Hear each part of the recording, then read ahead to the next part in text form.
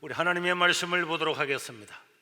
하나님의 말씀은 히브리서 11장 8절에서 11절 믿음으로 아브라함은 부르심을 받았을 때에 순종하여 장래의 유업으로 받을 땅에 나아갈새 갈 바를 알지 못하고 나아갔으며 믿음으로 그가 이방의 땅에 있는 것 같이 약속의 땅에 거류하여 동일한 약속을 기업 유업으로 함께 받은 이삭 및 야곱과 더불어 장막에 거하였으니 이는 그가 하나님이 교회 가시고 지으실 터가 있는 성을 바랐습니다.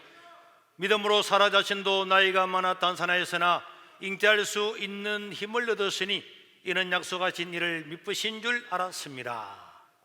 아멘. 집에서 예배 드리는 사람들도 하나님의 말씀을 들을 때에 집중해서 하나님의 말씀을 들을 수 있기를 바랍니다. 여기 오신 분들도 마찬가지고 다 마스크를 쓰고 있으니까 이뻐요 전부 다.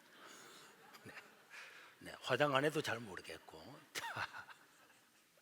자, 여러분, 우리 성경에 3,000여 명의 사람들이 나오는데요, 이 사람들 중에서 딱 믿음 하면은 믿음과 교차로 사용되는 이름 하나가 있는데 그 이름이 누굽니까? 아브라함이죠. 이 아브라함은 얼마나 하나님을 신뢰했던지 아브라함의 별명이 그냥 믿음의 조상, 믿음의 대표자, 믿음의 모델, 이렇게 알려져 있는 사람입니다. 우리가 시험을 치보면은 그 사람의 실력이 드러나게 되는 거고, 우리 신앙도요, 시험이 올 때 그 사람의 신앙이 어떤 것인가가 드러나게 되는 법입니다. 우리 창세기에는 아브라함의 이야기가 있는데 이 아브라함의 이야기가 창세기의 25% 이상을 차지하고 있을 만큼 하나님은 이 아브라함에 대해서 너무나 기쁘게 생각하고 또 아브라함의 그 삶 전체를 통한 믿음은 오늘 우리들에게 모본이 되는 그런 사람이었고, 그래서 하나님은 야고보서 2장 23절에 보니까 아브라함을 자기의 벗이라, 자기의 친구라고 불렀습니다. 여러분, 친구는 허물이 없잖아요. 그래서 하나님은 소돔과 고모라를 심판할 때도 내가 아브라함에게 나의 계획을 숨기겠느냐? 그냥 아브라함은 하나님의 친구, 이렇게 가까운 사람이라고 하나님께서 말씀을 하셨습니다. 아브라함은 일평생으로 믿음으로 살았는데 히브리서에서는 그 많은 아브라함의 믿음 중에서 세 가지를 뽑아서 아브라함이 진실로 믿음의 사람이었다고 이야기를 해주고 있습니다. 그래서 이 아브라함이 살았던 이 세 가지의 믿음을 통해서 오늘 저와 여러분들의 믿음을 점검을 하고 어려울 때, 시험이 올 때 우리가 어떻게 믿음으로 살아서 하나님 아버지 앞에 너도 나의 친구다, 내가 나의 하려는 것을 너한테 숨기겠느냐 할 만큼 그런 하나님과 가깝고 하나님의 위로와 복을 받는 저와 여러분들 될 수 있기를 주의 이름으로 축원합니다. 첫 번째, 아브라함이 하나님으로부터 칭찬을 받은 일은 무엇입니까?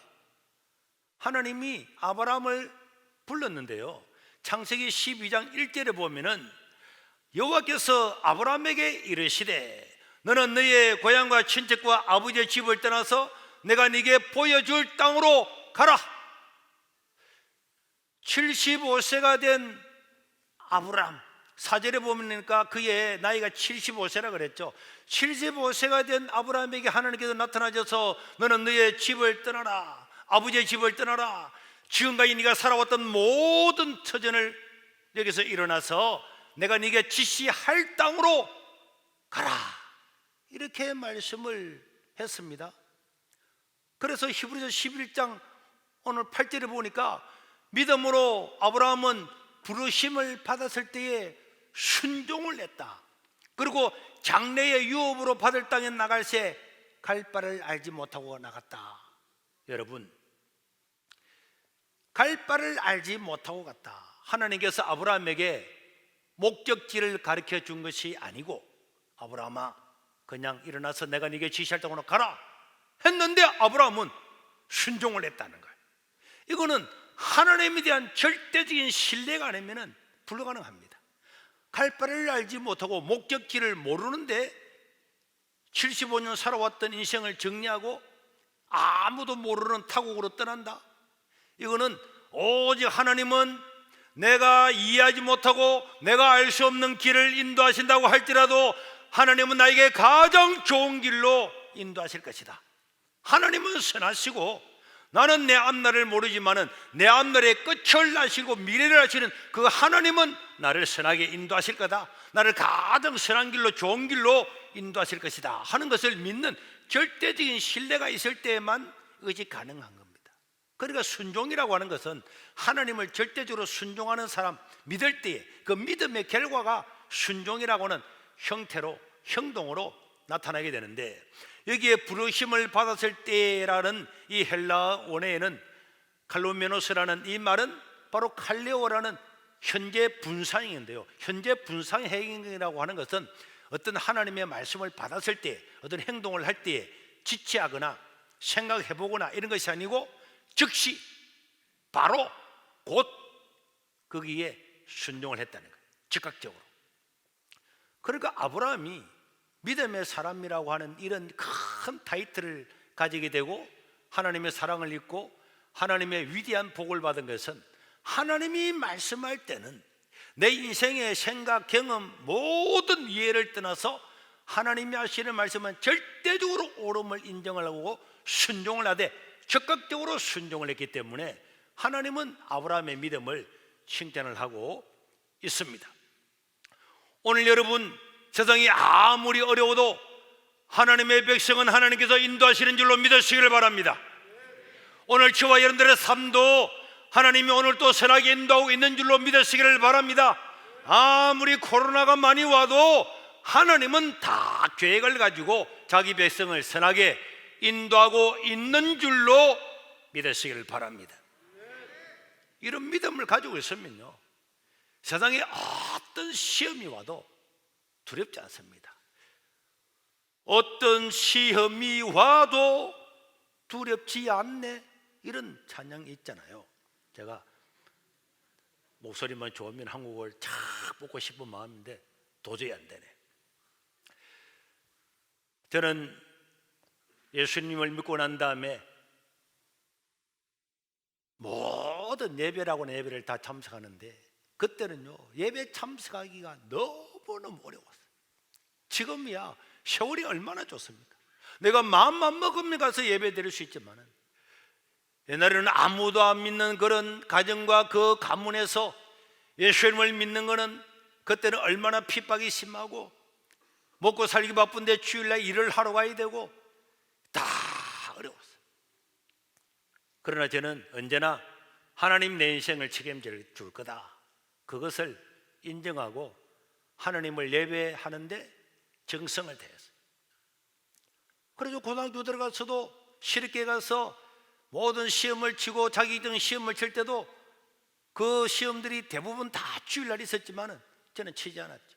그래서 결국은 학교에서 우리 어머님을 불러서 당신 아들이 시험을 치지 않기 때문에 오늘 이번에 시험 치지 않으면은 이제는 우리 학교에서는 더 다닐 수가 없다고. 그래서 아들을 설득을 하라고. 우리 선생님이 우리 어머님을 불러놓고 이야기를 하니까 우리 어머님이 이 새가 만발에 빠질 죽을 놈아, 네가 예수 믿고 이제 학교도 중퇴하고 네가 인간이가, 거기서 그랬지만은 저는 결국은 자퇴서를 썼어요.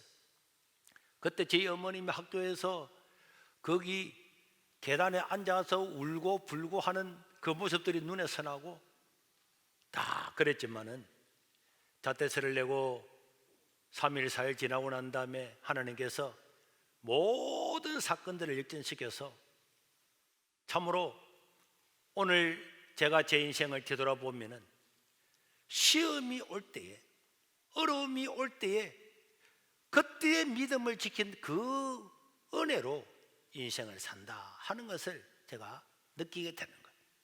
우리는 시험이 올 때에 내가 참으로 내가 짊어지기 어려운 그런 시험이 올 때에, 그때에 그 시험을 통과하면은 하나님의 위로는 넘치게 우리에게 주어지는 줄로 믿으시길 바랍니다.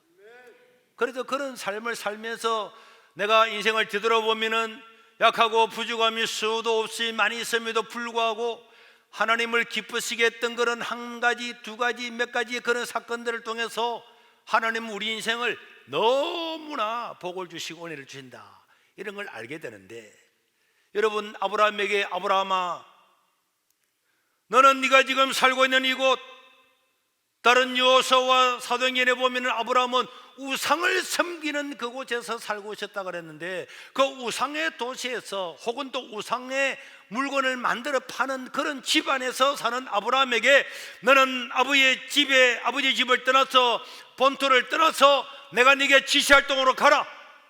어디로 갈까요? 그런 거 묻지 말고 출발하라. 그랬을 때 아브라함이 따라 나갔다는 거예요. 창세기 12장 4절에 보니까 이에 아브라함이 여호와의 말씀을 따라갔고, 그때가 75세였더라. 아브라함이 여호와의 말씀을 따라갔고, 저는 저기에 여호와의 말씀을 따라갔고, 저기에 저는 큰 의미가 있다고 생각합니다. 아브라함이 그 말씀을 들었을 때 부모들, 조카들 다 데리고 나갔습니다. 그러니까 아브라함이 이야기를 했겠죠. 여러분, 하나님이 우리를 불러서 이삿짐을 옮겨서 가라고 합니다. 어디로 갈지는 모르지만 가다 보면은 하나님 다 인도한다고 합니다. 이런 이야기를 집안 식구들을 불러 모아놓고 아브라함이 이야기했을 때에 그 아브라함의 가족들, 이웃들은 자기가 가지고 있는 경험들을 이야기했을 것입니다. 자기가 알고 있는 그런 철학도 이야기했을 거고, 문화도 이야기했을 거고, 여행을 한 사람들은 아니다, 떠나면 안 된다, 살 데가 없다, 온 세상의 어려움과 위험을 다 이야기했을 겁니다.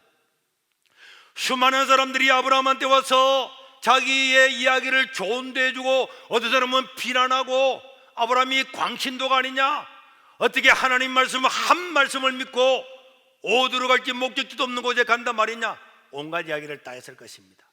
그렇게 내 귀에 들려오는 그 사람들의 사상이나 생각이나 경험이나 자기가 가지고 있는 철학을 가지고 아브라함에게 이야기를 했을 때 많은 이야기들이 귀에 들려왔지만은 아브라함은 그 중에서 딱 한 가지, 딱 하나, 하나님의 말씀만 듣고 따라갔다는 거예요. 우리들도 어떤 행동을 하려고 하면은 많은 사람들이 우리 귀에 들려줍니다. 그리고 우리는 신문이나 TV나 뉴스나 이런 걸 보면은 수많은 정보들이 들어오는데, 어떤 사람들은 자기가 원하는 사상을 따라갑니다. 철학을 따라갑니다. 자기의 경험을 따라가죠.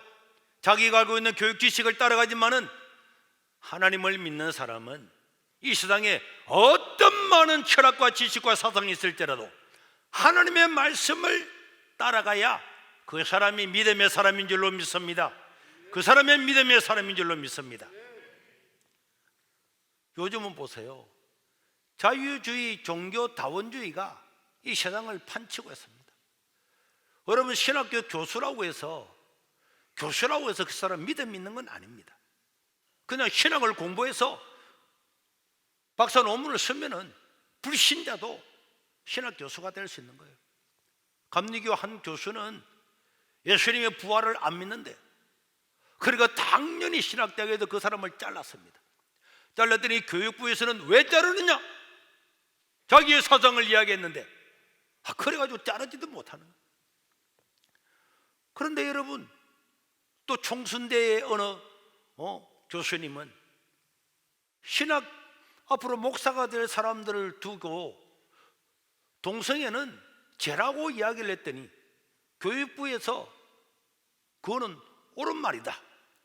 그러나 여러분, 그 총신대학에서 목사들한테 동성애는 옳다고 가르치는 이 교수가 두고 되겠습니까? 그걸 잘랐어요. 잘랐더니 교육부에서요, 학교를 징계를, 학교를. 그래서 지금 지난주에 우리 교단의 기독교부에서 난 거네. 징계를 처리하라고. 이 세상이 완전히 뒤집어졌습니다. 신학교 교수들조차도 이런 사상을 가지고 전파해도 누구 하나 반대할 수가 없는 거예요. 이런 세대가 왔습니다. 그러다 보니까 신학교 교수도 그런데 하물며 교회 성도들이 자기의 철학과 자기의 사상으로 무장되어서 살아가지 하나님의 말씀을 듣습니까? 목사가 설교도 듣습니까? 오히려 목사가 고발하는 시대가 지금 되었잖아요. 교인들이 담임 목사를 고발하고 말이에요. 우리가 하나님의 말씀을 따라야 이 땅을 살아갈 수 있지, 세상의 지식과 세상의 유행과 세상의 철학 사상은요, 세대가 바뀌면 다 달라집니다. 아브라함이 하나님의 말씀을 듣고 큰아버지부터 다 설득을 하고 조카도 설득을 하고 집안을 설득을 해서 그렇게 가기까지는 수많은 난관이 있었지만은 아브라함은 하나님을 믿는 절대적인 신뢰를 가지고 하나님의 말씀에 아멘 하고 즉각적으로 순종한, 이것이야말로 아브라함의 가장 모델되는 신앙이다. 이렇게 아브라함 일생 중에서 히브리서 기자는 첫 번째로 이걸 하나를 뽑은 것입니다. 오늘 저와 여러분들도 어떤 세상에 들려오는 이야기들보다도 언제나 하나님의 말씀에 집중하고 말씀을 따라 살아갈 수 있기를 주의 이름으로 축원합니다. 두 번째로는 아브라함은 이 땅에 살아가면서 나중에 가나안 땅에 와서요 큰 부자가 되었어요. 5개 나라 왕을 쳐서 이길 만큼 아브라함은 위대하고 자기 집에 종들만 몇백 명이 있고요, 군사들만 해도 몇백 명이 있고요, 이렇게 정말로 동방의 최고의 부자로서 군사를 가지고 살아가는 이런 사람이었지만은 아브라함은 항상 하나님 나라에 자기의 목적을 두었지, 그 부유하고 잘 사는 그 이 땅에 자기의 소망을 두지 않았다는 거예요. 그래서 오늘 히브리서 11장 9절에 보니까 시작, 믿음으로 아브라함은 이방의 땅에 있는 것 같이 약속의 땅에 거류하며 동일한 약속을 유업으로 함께 받은 이삭 및 야곱과 더불어 장막에 거하였으니, 믿음으로 아브라함은 땅에 있는 것 같이 약속의 땅에 거류를 했다. 다른 말로 하면은 아브라함은 이 땅에 살고 있지만은 아브라함은 약속의 하나님 나라를 바라보고 살았다. 이 땅은 나그네처럼 살았다. 이 땅은 여행자처럼 살았다. 이것이 아브라함의 큰 믿음이라고 두 번째라고 이야기를 하고, 그것을 그 아들 이삭과 야곱에게 손자들에게까지도 다 증거하면서, 얘들아, 우리는 지금 이 땅에서 살지만은 이 땅에서 아무리 잘 먹고 잘 살아도 이 땅은 잠깐이고 우리에게는 영원한 하나님 나라가 있다. 이것을 가르치고 살았다고, 이것이 아브라함의 두 번째 큰 믿음이라고 이야기하고 있습니다. 여러분, 아브라함은 왜 이 땅에 그렇게 잘 살고 이 땅에서 풍요하게 살았음에도 불구하고 왜 자녀들에게조차도 얘들아, 이 땅은 아무것도 아니다, 이 땅의 권력은 아무것도 아니다, 물질도 아무것도 아니다, 하나님 나라가 최고다, 이렇게 가르치기 때문에 나중에 야곱의 믿음에 보면 야곱이 죽을 때도 지팡이에 의지하면서 요셉한테 이야기하면서, 요셉아, 우리는 이 땅이 다가 아니다, 네가 지금 이 나라의 총리지만은 총리거든 아무것도 아니다, 우리의 본향은 하나님 나라다, 이렇게 이야기를 했고, 그리고 요셉도 이것을 듣고 죽을 때는 내가 죽고 나면은 언젠가는 아브라함에게 약속하신 것처럼 우리가 가나안 땅으로 다시 돌아갈 때에 내 해골을 가나안 땅에 묻어 주십시오, 이렇게 유언을 남기고 죽은 것을 이 요셉의 믿음으로 취급을 하는 거예요. 그래서 이스라엘 백성들이 출애굽을 할 때에 요셉의 무덤에서 그 해골을 다 파가지고 가나안 땅에 묻었어요. 그러니까 이 아브라함은 그 모든 후손들에게, 얘들아, 우리가 이 땅에서 총리가 되든지 잘 먹고 잘 사든지 어떤 일을 하더라도 우리는 이 땅에 살다가 죽을 사람이 아니다, 우리의 본향은 하나님 나라다, 이것을 가르치고 살은 이것이야말로 믿음이다, 이렇게 이야기를 하고 있습니다. 그런데 여러분, 여행을 가보셨죠?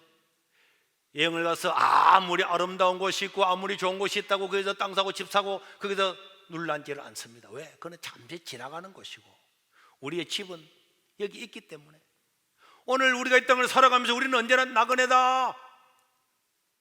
야고보도 베드로도 우리는 전부 다 나그네다. 항상 나그네의 의식을 가지고 살았어요.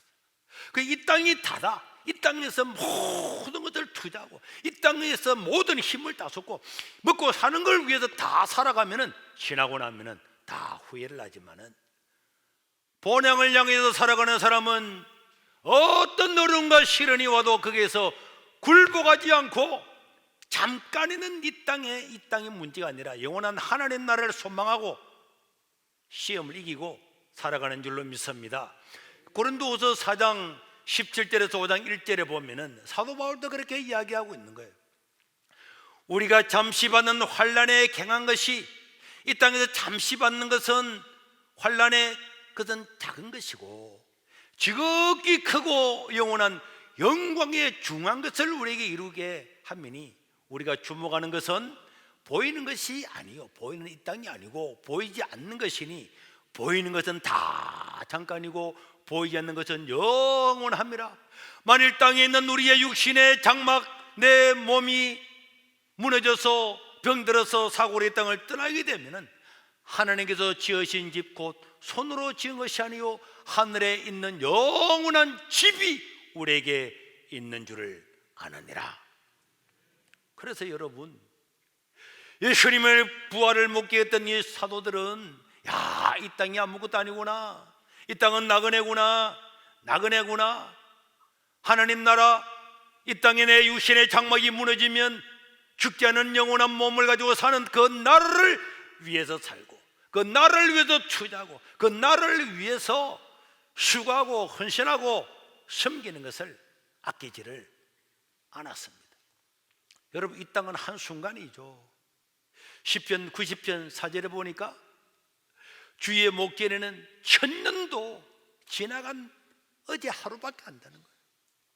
그 다음에 5절과 6절에 보니까 주께서 그들을 홍수처럼 쓸어가시나이다. 그들은 잠깐 자는 것 같으며 아침에 돋는 풀 같으니이다. 푸른 아침에 피어꽃이 피지만은 저녁이 되면 다 시들어 마르나이다. 그래서 이 모세는요 12절에 보니까 하나님 우리 인간들이 우리 날이 짧은 것을 계산을 하고 우리 인생이 얼마나 짧은 것을 계산할 수 있는 지혜를 주옵소서. 그래서 우리 인생이 나그네처럼 한순간에 지나간다는 것을 깨닫는 마음과 믿음을 주셔서 하나님 나라를 사모하고 사는 마음을 주십시오. 이런 지혜를 달라고 모세는 기도했습니다. 여러분 우리 주위를 보십시오. 사람들은 무엇인가 더 가지려고 더 많은 땅을 가지려고 조선시대부터 양반들은 자기 땅을 다 많이 가지고 공신들은 땅을 가지고 했지만은 그 땅이 어디 있습니까? 자기 후손들에게 물려집니까? 지금도 모르지만 지나가는 이 지역에 있는 모든 땅들은 옛날에 누군가가 다 주인이 있었을 것입니다. 그 주인이 지금 어디 있습니까? 내가 내 것이라고 얘기했던 모든 것들은 지나고 나면은 아무것도 아닌 거예요. 다 지나갑니다. 여러분 어떨 때 보면 사람들이 막 연예인들도 보면은 연예인들이 젊을 때 얼마나 이쁩니까? 얼마나 아름답습니까? 그런데 여러분 세월이 지나가면 폭삭달 저렇게 멋진 신생이를 또 늙어가지고 저래 데리고 또 이러면 이제 모르겠지만 저런 사람들도 그렇고 저 사람들도 다 젊을 때 한때는 여기에 있는 우리 어르신들도요 한때는 얼마나 이뻤다고. 그런데 세월이 가니까 모든 것들이 쭈그러지고 처지고 아무리 상업을 올리고 땡기도 안 되는 거예요. 그게 그래봐야 다 안 늙는다니까. 그러니까 이 땅은 나그네의 삶입니다. 언젠가는 우리가 하나님 나라에 가야 될 사람이지 이 땅은 영원한 것이 아니구나. 이것을 실제로 믿고 자녀들에게도 그렇게 가르치고 살았던 그 아브라함을 하나님은 대단한 믿음입니다. 사람들은 가진 거 있고 권리 있고 다 했으면 이 땅에서 천년 만년 살 것처럼 그렇게 살아가지만은 아브라함은 이 땅에 그 많은 부를 가지고 그 많은 종들을 가지고 군대를 가지고 그렇게 살았지만은 언제나 흔들림 없이 이 땅은 나그네고 나의 본향은 하나님 나라다. 본향을 향하여 살아야 되겠다, 이렇게 했던 사람이 아브라함이죠. 마지막에 히브리서에서 아브라함의 믿음을 세 번째로 칭찬하고 있는 것은 바로 창세기 22장에 상세히 기록되어 있는 100세에 얻은 자기 아들을 바치라는 거예요. 하나님이 너무나 아브라함의 믿음으로 살고 말씀 하나 하면은 즉각적으로 순종하니까 하나님이 우리 아브라함이 얼마나 믿음이 좋은지 내가 한번 시험을 해봐야 되겠다 하면서 말도 안 되는 시험을 해보는 거예요. 그게 창세기 22장 1절에 보니까요, 그 일 후에 하나님이 아브라함을 시험하려고 일부러 한번 해보는 거예요. 시험하려고 그를 부르시되 아브라함아, 2절에 보니까 네가 네 사랑하는 아들 100살에 얻은 아들 이삭을 저 모리아 산에 가서 번제로 드려라, 그렇게 이야기했어요. 그랬는데 100살에 얻은 아들을 배를 잘라서 창자를 다 꺼내고 각을 딱 떠가지고 장작불에 올려놓고 불을 태워서 죽이는 게 번제인데, 그걸 3일 동안 걸어가서 3일 길에 있는 그 모리아산에 올라가서 그 위에서 번제를 드려 죽이라는 거예요. 그런데 이 아브라함은요, 3절에 보니까 아브라함 믿음은 언제나 특징이 그랬어요. 시작. 아브라함이 아침에 일찍이 일어나. 이야, 아브라함은 하나님이 말씀하시면은 즉각적으로 아침에 일찍 일어나. 아마 그날 밤에 하나님께서 말씀을 하셨는데 아침에 일찍 일어나서 바로 실행을 하는데, 이 시험이 왜 어려운가? 그는 세 가지가 있는 거죠. 첫째로는 히브리서 11장 17절에 부연 설명해 놓은 것처럼 아브라함은 시험을 받을 때 믿음으로 이삭을 드렸는데 그는 약속들을 받은 자로 돼 그 외아들을 드렸다. 이게 무슨 말씀인가 하면은 하나님은 아브라함에게 이야기했어요. 아기가 없는 아브라함을 불러서 아브라함아, 너의 후손들을 하늘의 별처럼 땅의 모래알처럼 많아지게 할 거다 이랬더니 아브라함이 하나님, 난 아기도 못 낳잖아요. 우리 집사람은 지금 경수가 다 끊어져서 아기 못 낳잖아요. 그랬는데도 하나님은 네 몸에서 너희 아내 사라를 통해서 반드시 아이가 태어날 것이고 그 아들을 통해서 하늘의 별처럼 땅의 모래처럼 네 자손이 많아지게 할 거다. 이렇게 해서 25년을 기다렸다가 진짜 아기를 낳았는데 그게 이삭이잖아요. 100살이 얻었어요. 그러니까 이 이삭을 통해서, 기적처럼 태어난 이삭을 통해서 하늘의 별처럼 땅의 모래처럼 자손이 많아지리라고 했는데 이 이삭을 다시 잡아 죽이라 그러면은 하나님 말씀에 모순이 생기는 거예요. 약속을 받은 자인데 그 약속을 깨트려버린다, 죽여버린다. 그럼 하나님 약속이 어긋나게, 그러니까 하나님 말씀이 모순처럼 들려지는 거고, 그리고 이 아들은 100살에 얻은 외아들이잖아요. 외아들. 그런데 여러분, 이렇게 큰 어려움, 이해가 되지 않는 이 어려움이 있음에도 불구하고 아브라함은 이 자녀를 바치는 거죠. 한때는 아브라함이 하나님께 물었죠. 아기가 없을 때는. 히브리서 11장 18절에 보니까 하나님, 창세기 보니까 창세기 보니까 하나님, 내가 아기가 없으면 엘리에셀, 우리 집에 있는 종으로 이삭을 대신할까요? 해들 때 하나님은 아니야. 네 몸에서 나는 아들, 그 아들로 할 거다. 그랬는데 그 약속이 완전히 모순되는 것처럼 보이고, 그리고 네가 번제로 드리라. 남이 아니고 내가 100살이던 그 귀한 아들을 배를 잘라서 창자를 걸고 내가, 그러니까 이거는 말이 안 되는, 하나님이 아브라함이 너무너무 순종하니까 말이 안 되는 시험을 했는데 100살에 얻은 약속의 아들, 이 아들을 통해서 자손이 번성한다 그랬는데 이 아들을 죽여버리고, 이 귀한 아들 중에 외아들, 이걸 내 손으로 번제로 죽이라고. 도저히 아브라함은 이 명령을 받아들일 수가 없는데 이 명령도 아브라함이 한번 받아들이는가 보자 하면서 하나님이 시험을 했는데, 이 아브라함은 아침에 일찍이 일어나서 바로 출발해가지고 3일 동안 걸어가가지고 그 모리아 산에 올라가서 이삭을 잡아 죽이려고 할 때에 아브라함아, 아브라함아, 멈춰라. 네가 이제야 네 하나밖에 없는 아들보다도 나를 더 신뢰하는 줄을 내가 알았도다 하면서 하나님께서 그것이 시험이었다는 것을 그때야 가르쳐 주게 되죠. 그러니까 이 아브라함 믿음이 얼마나 놀랐습니까? 그런데 나중에 사람들이 물어봐서요, 아브라함, 당신은 어떻게 해서 아무리 하나님의 말씀이지만은 하나님이 이삭을 통해서 그렇게 자손이 많아지기라 그러는데 어떻게 이삭을 죽이려고 생각을 다 해서? 이렇게 물어보았더니 아브라함이 뭐라 그랬느냐? 그게 히브리서 11장 19절에 기록이 되어 있습니다. 다 같이 한번 읽어볼까요?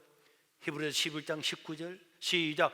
그가 하나님이 능히 이삭을 죽은 자 가운데서도 다시 살리실 줄을 생각한지라. 자, 아브라함이 우리 아들 이삭을 통해서 자손이 많아지리라 그랬는데 이 아들을 죽이라 그러네. 그럼 나 죽여야지. 그러면 하나님은 다시 부활시켜 가지고 다시 이삭을 통해서 후손들이 많아지게 할 거야. 요렇게 믿었다는 거예요. 누가? 아브라함. 야, 이거는요, 이 믿음은 이거 누가 따라갈 수가 없는 거예요. 그래, 그만 하나님의 말씀이면은 누가 뭐 이해가 된다 안 된다 뭐 어떠고 저쪽으로 다 뛰어넘어서 하나님의 말씀은 틀림없는 참이고 선이고, 그러니까 사람은 모순이라고 생각하지만은 아브라함은 내가 아들을 죽이면 하나님은 다시 살렸어 가지고 그 일을 이루겠지, 이렇게 믿었다는 거예요. 그러니까 여러분, 아브라함은 하나님이 보실 때 우리 아브라함, 야, 그러니까 아브라함은 이 시험을 경험하고 난 다음부터는 일생 죽을 때까지 다시는 시험이 없었습니다. 이 정도 시험을 통과했는데 무엇은 더 시험을 주겠습니까?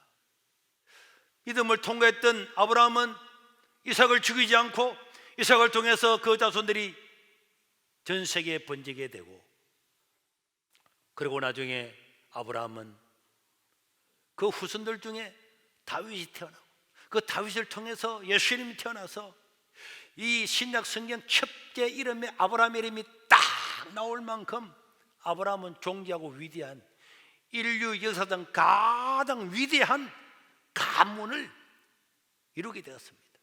그리고 훗날 우리 예수님은 바로 아브라함이 이삭을 잡으려고 했던 바로 그곳, 그 모리아산, 그 예루살렘, 바로 그곳에서 예수님이 십자가를 지고 죽잖아요. 하나님은 아브라함이 사랑하는 아들을 죽이라고 했지만은 그는 시험이었고 이삭은 살려서 돌려보냈지만은 하나님은 세상을 이처럼 사랑하사 자기 아들은 바로 이삭을 잡고 있었던 바로 그 모리아산에서 예수님을 십자가에 죽이시고, 그리고 아브라함의 믿음처럼 진짜 하나님은 예수님을 살리시고 부활하심으로 말미암아서 우리의 죄를 대신하는 영원한 우리의 주가 되신 줄로 믿으시길 바랍니다. 여러분, 창세기 22장의 아브라함의 이야기는 그냥 아브라함과 이삭의 이야기가 아니라 이건 하나님 아버지의 이야기입니다. 사람들은 하나님께서 우리 인간을 위해서 예수님을 이 땅에 보내시고 예수님이 십자가에 죽고 부활하시고 우리를 구원했다 그러니까 고맙기는 고맙지만 하나님 뭐 정말 고맙기는 고맙네, 그 정도로 넘어가지만은 하나님은 이렇게 말씀하는 거예요. 바로 이 자리에 내 아들 예수님 죽은 이 자리가 바로 이삭을 죽이려고 했던 그 바로 모리아산인데, 모리아산과 그 갈보리산은 같은 곳이라고. 아브라함이 3일 동안 걸어가면서 우리 아들을 정말로 잡아야 되나? 이게 올라 온갖 생각이 다 떠오르고 자기 아들을 잡아 죽이려고 할 때 아브라함의 마음이 어땠겠습니까? 100살이던 그 아들, 하나님 아버지도 예수님을 십자가에 매달고 죽음의 3일 동안 있을 그때 하나님 아버지도 십자가에 매달린 그 예수님을 볼 수가 없어서 그 화창한 하늘이 캄캄하게 되었다고, 흑암이 둘렀다고 성경은 이야기하고 있는 거예요.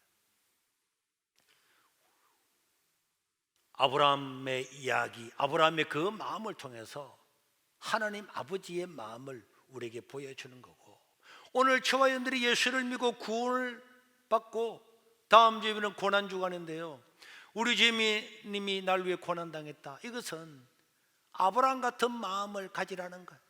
만약에 내 사랑하는 아들을, 내 손자를, 내 가장 사랑하는 사람을 십자가에 못 박아 죽이라, 그러면 내가 어떻겠습니까?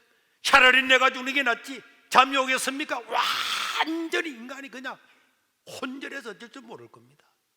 고난주간은 그냥 고난주간이 아니고 하나님 아버지께서 예수님을 보내시고 인간적인 표현을 빌리자면 눈 뜨고 볼 수 없는 그 광경을 통해서라도 우리를 구원하기를 원했던 그 하나님 아버지의 사랑이 나타난 때가 바로 그것이 십자가입니다. 그 아브라함을 통해서 그 마음을 다 경험을 할 수 있도록 해주신 거예요.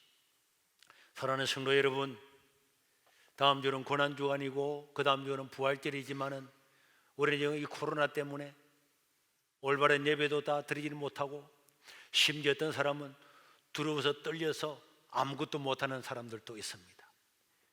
이럴 때에, 이런 시험의 때에 하나님께 더 가까이 나갈 수 있기를 바랍니다. 더 가까이 나가야 돼.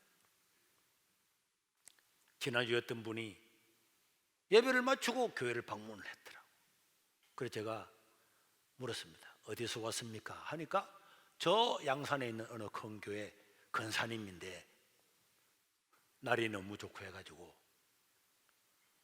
꽃 구경 왔다가 세계로 교회가 유명하다 그래서 들리다는 거예요. 자기가 그 교회 개척 멤버라는데, 나는 사정은 다 모르지만 안타깝더라고. 그 교회가 예배를 안 드려도 유튜브라도 예배 드릴 건데 예배 안 드리고 화창한 날에 꽃 구경은 가면서, 왜 그래요? 예배라도 드려야지. 유튜브를 못 보면 TV라도 틀고 예배를 드려야지. 근사가 이렇게 내가 막 호통을 막 치려고 하다가 남의 교회인 그래 해가 뭐 해요? 백교로 세계로 교회 목사님 인상만 나빠지지. 그래서 구경은 잘 하셨어요 하니까 네 목사님 꽃이 잘 피었대요. 네, 차 한잔 마시고 가세요. 꽃 구경하러. 그걸 보냈다니까. 무슨 예배는 안 드리고 꽃 구경하고. 오늘 우리 이태원 집사님처럼 구의원들이 앉아서 집에서 다 성경을 읽고 이렇게 구역장부터 무장이 되어서 말씀을 듣고 나누고 이래야지. 시험 때에, 어려울 때에 나태하게 지내서는 안 되겠습니다. 아브라함이 자기 아들을 죽이는 그런 마음으로 고난주간을 바라보고 부활을 바라보는, 그리고 믿음으로 승리함으로 하나님의 큰 위로를 받는 저와 여러분들이 될 수 있기를 주의 이름으로 축원합니다.